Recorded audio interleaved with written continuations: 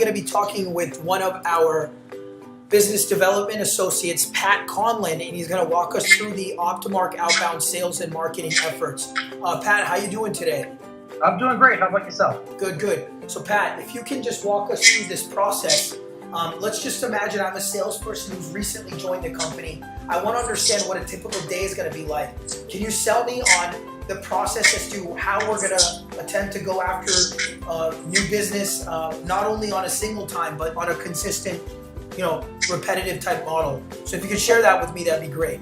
Sure, definitely. So what you want to do is first, on the first process of the sales process, we're going to go over the steps of the process.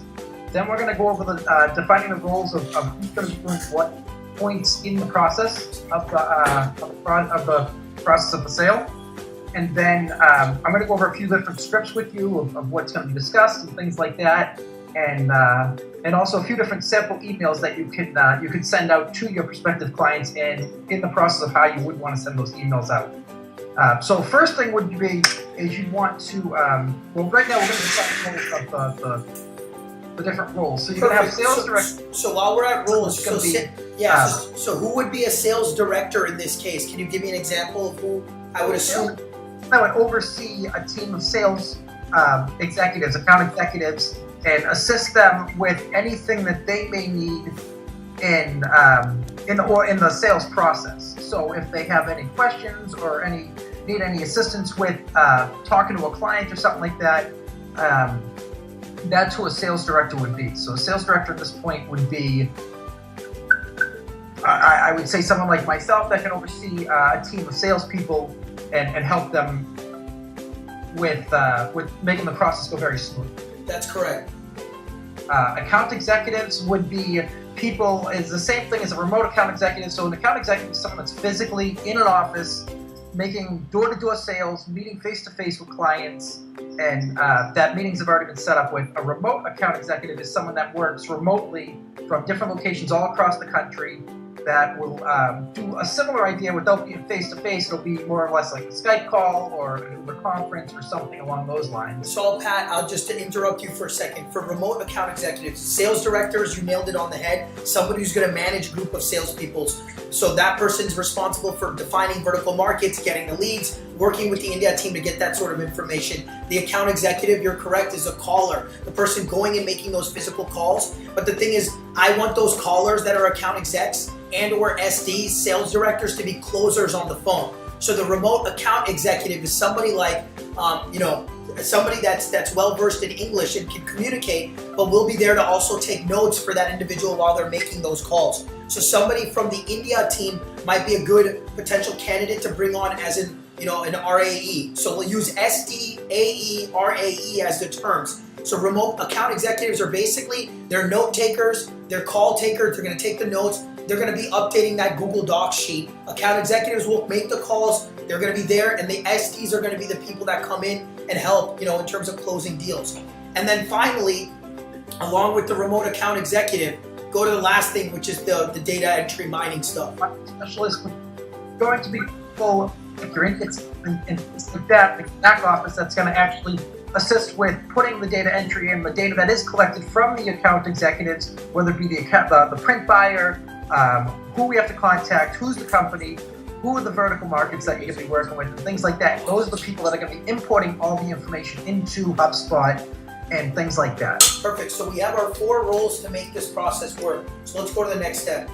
So the next step, you're gonna have an initial script here, which we do still have to write out of what's going to be discussed when we first try to get past the gatekeeper and trying to get to the person that which is going to be print buyers. So what I'll do is Josh is going to read you what he has. He's written a script. So Pat, he's here with me now. So he's going to read through this script. He'll send it to you after, but for the sake of the call and for training additional people who come on, we can use this as a nice little training. So Josh is going to read you what he wrote, but why don't you continue going, and when he's pulled it up, then we can go through that. I got it. Great. Okay, so he actually has it. So Josh is going to read out loud what he would say through the initial script call. So this is basically Gatekeeper. The gatekeeper, the receptionist, the person that's there, trying to get us to the person who is the decision maker. So Josh is going to say this. Hi, I'm wondering if you'd be so kind to help me. wait for a response. I'm looking to speak to the person who handles the purchasing of your promotional marketing materials. What I mean by that is pretty much anything your company puts their logo on, whether it be pens, USB drive, t-shirts, umbrella, etc. Do you by any chance know who handles the purchasing of those type of products? So that's what Josh wrote. Obviously, that was more promo heavy, so we want to make sure it's a combination of the print and the promo. Printing them already. Yeah, I think the word marketing is vague, so we want to be specific. I think if you focus on print and promotional products on the initial call, that'll be done there. But there's more to this. Obviously, that's what's going to need to be said on that initial call. But you missed one thing is, at this point, when we make the initial script, we already have a name to draw. So we shouldn't be bringing that up unless... No, but I'm saying like they're going to be leads where we don't have a name. Or we're going to want to confirm that name. So like, let's say we're on our list. Let's say like we call up Barnes & Noble and there's 6 names listed there. I want to ask them who it is. And if they go, I don't know, then you can say, hey, can you connect me to this person? So you're going to have probably the right person. If you have the right person, it's just, hey, can you connect me to this person? Got it. You know? So Pat, what you need to assume here is the way we're doing our data mining, we're assuming we're going after a direct buyer in advance. So we have a name dropper before we make that initial call. Does that make sense? That makes sense. And I think people with the main buyer can either find it on LinkedIn, or what I found very useful is using Crunchbase. By looking up the company ahead of time, going through Crunchbase, and a lot of those Crunchbase companies that are listed on there do have the print buyer right there. And sometimes you can even get an email address right from that. Or you can figure out what the email address is just by using the way that their algorithm is written out of how they use their email, whether it be sally@thebooks.com or sally@barnesandnoble.com. So if the print buyer is James, it would be james@barnesandnoble.com. Totally. So I'll walk you through the process that's working for us now. I purchased a LinkedIn Salesforce Navigator, so that helps quite a bit to trickle down and get that name. But we'll get into that later. That's work that you probably should not be doing. That's something the remote account executive should be handling. RAE is doing the data entry. The RAE is also going to be taking care of some of the other So stuff. who's going to be making these calls? Is it going to be No, Pat, it or is should it be- going to be an account executive? It should. Well, right now, Pat's going to play a dual role of an account executive. But as then well as- eventually we'll bring on account executives Exactly. to do this stuff, and he'll just oversee it. Exactly. So that's the goal, Pat. We need to start somewhere. So I think between an SD and an account exec role, you go in as an SD, and we'll slowly start figuring out a way to get you in a position where you start beginning to manage more account executives as you bring them on. As this works, Pat, we can, in Manhattan, what we'll do is we'll bring on 1 or 2 additional people. I'll teach you the promo side of things, and then from there, as they're doing stuff, you can coordinate their efforts and tell them what needs to be done, handling the scheduling and all that stuff. Understand? Yep. So go ahead, Pat. What's the second script? All right, so the next script is trying to schedule a print or an offer. So what you want to do is first get past the gate, get to the person that is actually by. We want to try to set up an appointment with them for a later meeting, to whether it be face to face or over the phone or whatever's going to be most beneficial for the next day or two. And we want to offer them at least 2, maybe 3 different times that are available on your calendar that might work for their calendar as well. Okay. What I have in here is, hi, so-and-so, nice to speak to you again. The last time we spoke was a few months back. You suggested I reach out around this time to schedule a face-to-face meeting. They'll ask what we do. I run a technology-based promotional products and printing company, and I'd love to come in and present all the new promotional materials and new technologies that we're starting to showcase. We've returned from our biggest promo trade show, have a ton of new, unique products that I think will really help your company stand out from the mass marketing club. Perfect. So something like that. We'll have a handful of 2-3 scripts, but that script, in my honest opinion, I think obviously in our RAE, if they take the initial call and they need to filter, we've seen time and time again based on calling that a lot of times it's voicemail. So we don't want to be wasting a valuable person's time that's doing sales when they could be doing some other form of sales, then waiting on hold. So if the RAE is trained to make sure that they bypass that initial voice, that initial kind of gap with the gatekeeper, and then they're transferred to the actual decision maker. If that person picks up, there needs to be some trigger, Pat, that you indicate so that automatically a salesperson that's an account executive or a director is But what talking. if India just did all the farming of those 2,800 leads I have, and like returns back with a spreadsheet and goes, here are the 1,000 buyers, and then Pat's job is just to hit that. We can work that way as well. Like And that's just market. I think you do get Fireround. Before you even hang up that phone, you have to make sure you have another call set up to discuss your project process. To discuss the product, because if you don't have another meeting set up to get back to that print buyer, it's going to be a pain in the neck. this one phone call is your one opportunity to set up a face-to-face meeting. It ends there. Correct. And that's kind of why we say, like, hey, we spoke a few months back, you suggested I reach out, around this time. Because then we kind of catch them off guard, and most people don't want to meet with new vendors. So it's like, if we surprise them a little bit, we're just going to have one opportunity. Typically, there's not a lot of scenarios where they're like, oh, cool, let's talk more about this next week. It's right then that you set up the meeting. Exactly. Right then. Perfect. So I think the tweaking of the initial research will have to polish and clear up, but that's a work in progress. And I have a system already that seems to be working because I've already gotten a lot of accepts from friend requests for these agencies. So let's go to the next tab. Now this is the Fireround calling session. So this is pretty much the process of how the process is going to go. So let me go through this because this is where visually, I spent a lot of time to prepare this. So if you guys aren't agreeing, let's figure that out right now. Number one, Pat, imagine that there's a room where there's a television. The television is out. It has a live Google Doc sheet that's just posted. So the Google Doc sheet is running. While that Google Doc sheet is running, that's going to have the vertical market that we're trying to go after. From there, the remote account executive is going to be present with the SD. So let's say it's Kevin. Kevin is your RAE. He's working with you as the SD. All he's doing is he's dialing and taking notes on that Google Doc sheet. Not on HubSpot, not on the CRM, just taking very basic notes on the Google Doc sheet. Then from there, after the initial research is done, and this needs to happen before, which is what Josh is talking about, is let's just say we're going to give you 1,000 names, go do your research on 1,000. I don't think we need to do 1,000 at a time. I'd say that the research be done daily, like we'll do 25 to 50 at a time. That's what my dad will have 60 to 80 a day. Perfect. 60 to 80 a week. Perfect. So on that, what I'm saying, aside from what your dad has, I just want to say vertical market, go. They'll go, they'll set up the list, everything should be directly on the Google Docs. And so when Colin gets in the morning or any other salesperson, the sheet is ready and the SD calls and we're ready to start fire calling. So then immediately, based on what's living on the Excel doc, from there, the initial research is done.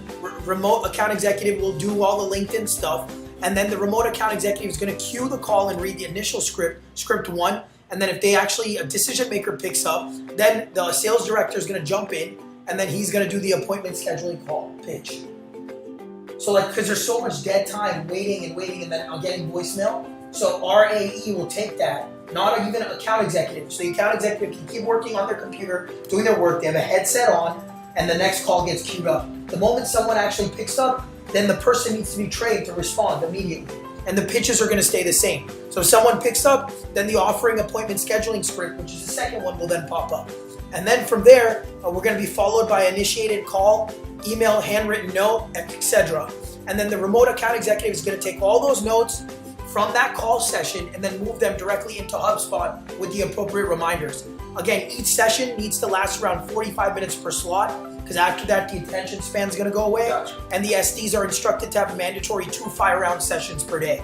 So Pat, I'm basically asking for 45 minutes, 2x a day, and we need to keep this scaling and scaling. I agree. And your CMO right now, who's going to be Kevin, he's going to be responsible for consolidating all the reporting and data analytics daily. And he's going to assign mandatory calling schedules with the remote account executives as well as the US sales team. So this way we have metrics behind what's being done. The key software that's required here is going to be HubSpot, Skype, and Google Docs. That should allow us to start this Fireround calling session. All right, got it. Okay, so Can we try this with just Pat tomorrow? Sure. I'll send Pat my 35 leads. we should work on the 108 that Or we're just- done. Yeah, that's what I'm saying. The 108 that Pop did. Just give him my 36 leads. I'll make the calls. He can listen. he can make the calls, and then you'll start, like, we haven't had a lot of scenarios where like people have answered, so you can hear responses. So, Like, it's been so many messages. But it's the setup of this that has to be done perfectly. Exactly, that's the thing. As we make 108 calls, we'll know what's going to work best. We can try different things. But make sure you don't go outside of this process. It's clearly written. Get the Excel doc first. Make sure the Excel doc is ready. Make sure we're seeing. I just think like you're immediately gonna queue someone up so they're not waiting on hold. What's gonna happen is there's not a lot of hold time in between getting connected. No, but you could just be listening. There's no reason for me. The other day, I'm making the call. I'm sitting on hold. I'm waiting. If Pat is there and he has an RAE, somebody in India that's responsible on Skype for initiating that first call, making the call and updating the Google Docs as they're living, we can be sitting here, responding to emails, taking notes, doing all of our other work while that keeps going on. Can we see this like happen tomorrow or like next week or like No, whatever? so we can do this. So Pat, what you need to do is the HubSpot batch. You know what it is? I want you to do it. I want to see like you make 5 calls with everything else going on, pretending you're Pat or pretending you're an account executive, how everything works. So Pat, I know you can handle this. What I need you to do is you are going to talk to Kevin when we get off this call. You are going to tell him to pull the source on HubSpot for NYC batch. What is it? NYC_batch 1. Look at the outstanding tasks that have been assigned that are on Colin, mine, and Josh's list. Whatever the lead source is there, that's what you need to work on. You get that lead source, extract that data, get it into a Google Doc sheet for me with exactly the format you think we need to do. I'm not going to do it. I need you to do it so that you are very clearly aware of how this process needs to work. We walk into the office in the morning, we turn the screen on, the screen is ready, we start calling, the calls get made, the notes get made, and then we go back. All right, sounds good. Okay, perfect. So let's, can you plan to just talk to Kevin after this on that, and he's going to know exactly what you need to do there?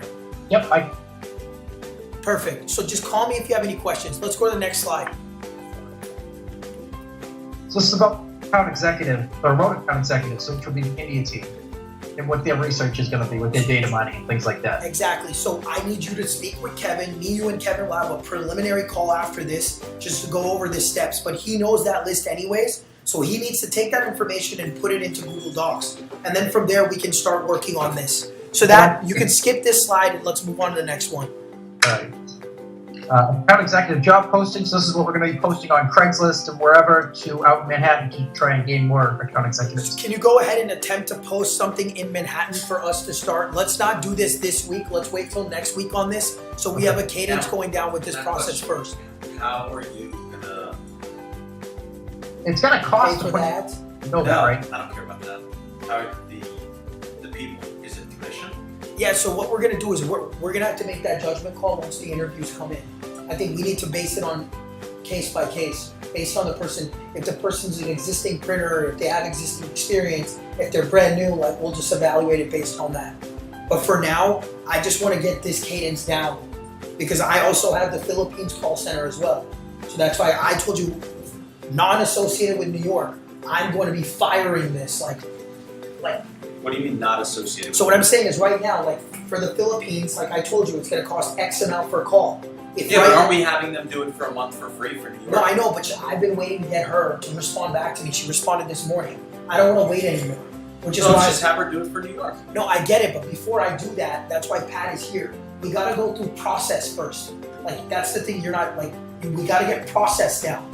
Let's do process first. I'm down with finalizing a process and sticking to it. Yes, my only thing is like I like to see something implemented. Like this shit on paper is awesome and it sounds good. I want to see it happen. And it doesn't need to happen to the full extent. I just want to see like if you can somehow by like Monday just be like, all right, there's going to be a period of 45 minutes where Pat's going to remote in.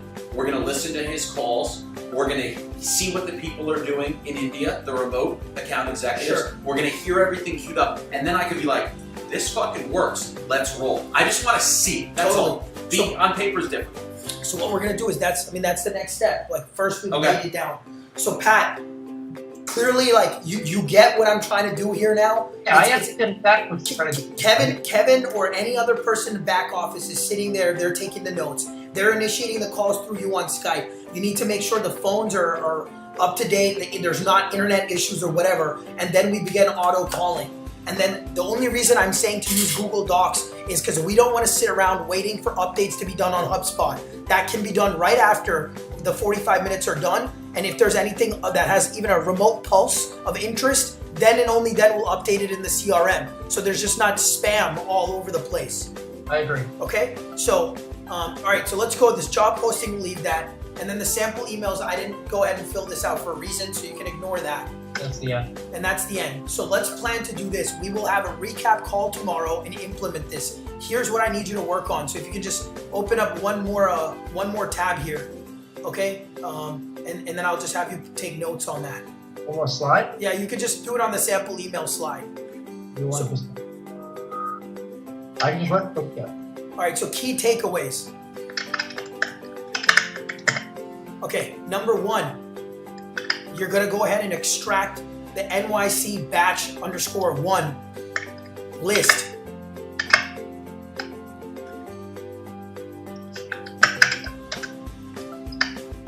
Now, Pat, on this list, the fact finding of names has already been done, so we're ahead of the game. Okay, number 2, you're gonna make sure that all of the data mining is correct and all the friend requests, company follows, etc., are completed. Kevin will understand what you mean when you tell him to do that.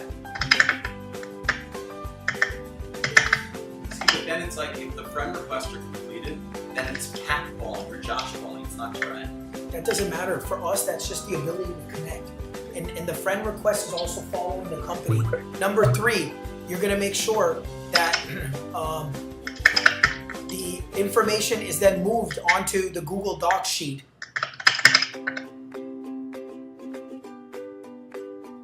Number 4, you're going to add the key identifiers that you need on the call on the tab. So it could say, status, it could say voicemail, it could say notes, it could have, so whatever you think is appropriate, that's important information that needs to go back into HubSpot, make sure on the Google Docs live sheet it's there. And number 5, you're gonna share this sheet with everybody on the team that's in New York. So Colin, Josh, me, yourself, and Kevin. And then tomorrow, you're gonna call us at a fixed time. We're gonna set that time now. And you are gonna work with your RAE while Josh, myself, and Colin just sit back and listen. You'll be on speakerphone and we'll go through the first round.